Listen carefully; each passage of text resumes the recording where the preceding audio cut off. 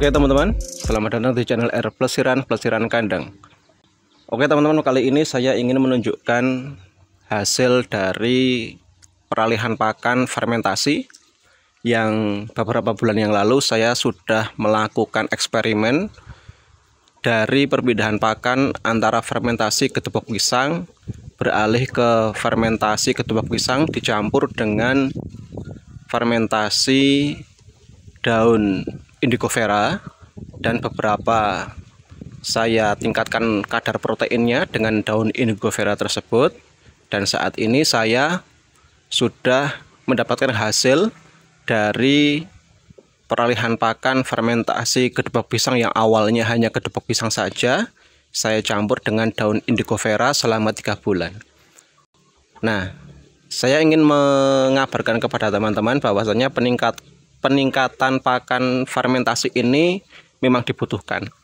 Awalnya kita sebagai peternak pemula harus jeli dalam memilih pakan. Yang pertama, kita pilih pakan yang semurah-murahnya. Setelah itu nanti kita akan tingkatkan kadar protein pakan kita itu sedikit demi sedikit. Ini gunanya untuk apa? Gunanya untuk menakar kemampuan kita dalam penyediaan pakan. Apabila kita sudah mendapatkan komposisi pakan yang ideal, maksudnya ideal seperti ini apa? Yang dimaksud ideal adalah pakannya tidak terlalu mahal, komposisinya pakan itu terbuat dari bahan-bahan yang sederhana, tetapi tidak mengurangi kadar protein pakan yang kita sediakan. Nah, ada banyak bahan yang mudah dan murah untuk kita buat pakan endok kita itu tetap kadar proteinnya tetap tercukupi, tetapi harganya murah. Yang pertama, dengan fermentasi yang terbuat dari ampas-ampasan, baik dari ampas tahu, ampas ketela, ataupun ampas jagung. Nah, monggo silahkan berkreasi. Pada kesempatan kali ini saya sudah pada tahap peralihan pakan yang keempat. Jadi penyempurnaan antara gedebok pisang saya campur dengan awalnya itu saya campur dengan daun indigo vera. Alhamdulillah sudah ada peningkatan, dan nanti saya akan tunjukkan peningkatannya baik dari sistem fertilitas telur dan hasil anakannya. Yang kedua, ampas ketela ini belum ada kelihatan karena masih 3 bulan ya. Nanti kita tunggu 2 bulan ke depan. Jadi ini sudah mulai bertelur, tetapi yang saya akan tunjukkan adalah hasil dari peningkatan pakan yang kedua, yaitu campuran daun indigo vera. Oke, ini kita lihat ya, ini beberapa ternakan entrokan saya. Ini beberapa ada indukan dan beberapa ada yang masih dere. Jadi ini komposisinya seperti ini. Ada jantannya 1, 2, ada 3, 4, 5. Ada 5 yang sudah birahi jantannya. Untuk betinanya itu lumayan banyak ini teman-teman. Ada 1, 2, 3, 4, 5, hampir 10 ekor. Belum lagi ada yang mengeram atau yang bertelur. Oke, kita langsung saja masuk ke kandang. Ini saya langsung ya, tidak diedit ini. Masuk ke kandang, kita lihat. Ini adalah hasil dari fermentasi pakan yang kedua antara gedebok pisang dengan daun indigo vera.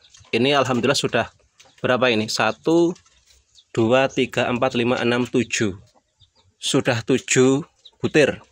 Dan ini belum mengeram. Ini masih kemungkinan besar masih banyak lagi nanti yang akan bertelur. Yang kedua, coba kita lihat yang sebelah sini. Kita lihat ini teman-teman. Oh, ini belum ada. Langsung saja kita yang lain, petarangan yang lain. Mohon maaf ini agak berantakan ya. Nah,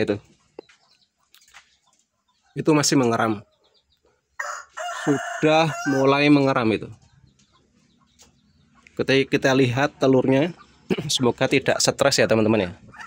Ini hanya menunjukkan saja bahwasanya peningkatan pakan itu sangat penting. Wah, banyak banget teman-teman telurnya nih.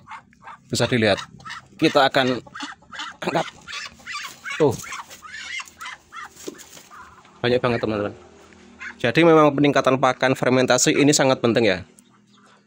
Sudah kita buktikan peralihan pakan dari ketubok pisang, lalu kita tambahkan daun indigo vera, itu cukup untuk mendongkrak produktivitas ternak entok kita. Langsung saja kita ke kandang Mindian. Ini kita akan menunjukkan ya, saya tidak pamer, saya hanya ingin menunjukkan kepada teman-teman bahwasanya ternak entok itu harus sabar. Lah ini teman-teman, daun indigo veranya ini, walaupun musim kemarau tetapi ini masih hijau-hijau ya, alhamdulillah, karena ini kondisinya dulu itu hampir 1 tahun ini umurnya. Langsung saja ini saya tunjukkan supaya teman-teman tidak berambisi dengan hasil. Proses dalam beternak itu memang sangat diperlukan teman-teman, karena tanpa adanya proses kita tidak bisa menakar pakan yang ada. Nah ini. Nah, ini hasil ternakan saya. Ini ada 15. Yang awalnya ketika saya hanya menggunakan pakan fermentasi ketubok pisang saja mentok di 7 atau mentok di 8. Tetapi ini ada 15 Mindian. Dan kita akan geser ke sini teman-teman. Ini ada 1 2 3 4 5.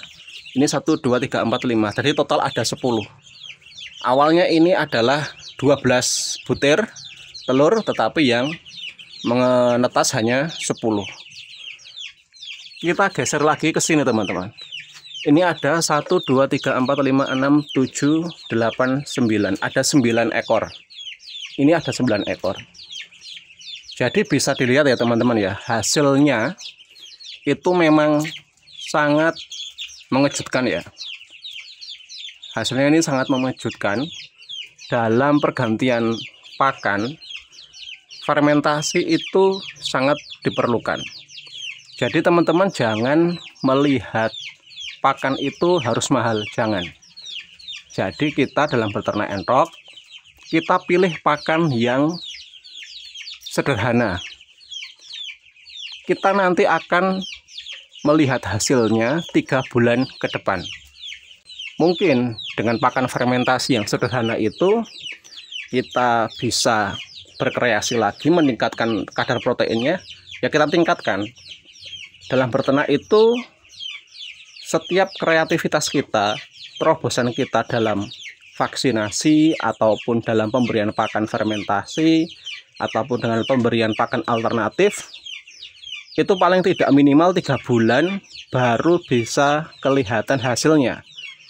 Tapi kalau kita tidak bisa menahan diri, kita beternak pengen cepat sukses, pengen cepat banyak, ya monggo beli saja pakan pabrikan. Tetapi imbasnya nanti kalau daya jual ternak entok kita itu tidak bisa menutup ongkos pakan pabrikan, yang kita dapatkan adalah kerugian. Jadi bisa disimpulkan teman-teman, dalam beternak entok paling tidak itu minim 1 tahun kita bisa mendapatkan komposisi pakan yang ideal bagi ternak entok kita. Di dalam fase 1 tahun itu kita harus paling tidak mengganti pakan kita atau meningkatkan pakan kita semurah mungkin sebanyak 3 kali. Yang pertama adalah 3 bulan pertama itu eksperimen dengan pakan racikan kita. Kita akan lihat hasil dari produktivitas ternak kita, dari jumlah telurnya ataupun dari fertilitas menetasnya nanti seperti apa. Ketika sudah kelihatan kurang maksimal, bisa kita lanjutkan kembali dengan peningkatan proteinnya. Bisa dicampur dengan daun indigo vera, daun pepaya ataupun yang lain, atau bisa menggunakan ampas-ampasan secara langsung, ampas tahu, ampas ketela, atau ampas jagung. Nah, nanti itu akan kelihatan 3 bulan kemudian setelah peralihan pakan kita itu berjalan. Tetapi kalau kita tidak ada kesabaran di dalam peralihan pakan, ya pakai pakan pabrikan lebih mudah, pakai pakan pabrikan lebih praktis dan tidak mumet. Tetapi hasilnya nanti pasti akan minim. Mungkin dalam keadaan saat ini dengan harga katul yang mahal, tetapi harga entok kita di pasaran pasti murah saat ini ya. Banyak jalan menuju kesuksesan dalam beternak entok, tetapi hanya satu kuncinya, yaitu kesabaran dan ketelatenan kita dalam berkreasi, berinovasi dalam penyiapan kandang, menanggulangi serangan penyakit dengan vaksinasi alami, ataupun dengan racikan pakan yang selama ini kita buat. Jadi mungkin itu laporan saya bagi teman-teman supaya ini menjadi pemahaman yang komprehensif bahwasanya beternak entok itu harus bersabar, perlu waktu. Saya membutuhkan waktu hampir 1 tahun dalam peracikan pakan. Saya sudah berganti pakan hampir 4 kali. 3 bulan pasti saya pantau hasilnya, dan alhamdulillah dengan hasil pakan yang kemarin sudah saya lakukan, hasil ternakan entok saya ini sangat signifikan ya. Dari awal hanya kedebok pisang itu mentok di 8 butir dan menetasnya itu mentok di 7, sekarang sudah mencapai angka 15 ekor. Dan tadi itu racikan pakan hasil fermentasi ampas ketela ya, yang tadi indukannya saya ambil itu banyak banget, yang dirami itu mungkin kemungkinan itu ada 15 juga. Jadi saya ke depan mungkin sudah mendapatkan racikan pakan alternatif yang sudah pakem di kandang saya, dan semoga ke depan racikan pakan itu tidak bisa merubah produktivitas entok saya ke depan. Mungkin itu yang dapat kami sampaikan dari kandang LR Plesiran. Ingat sekali lagi, dalam beternak itu harus fokus dan harus sabar. Sampai jumpa di video selanjutnya hanya di channel R Plesiran, Plesiran Kandang.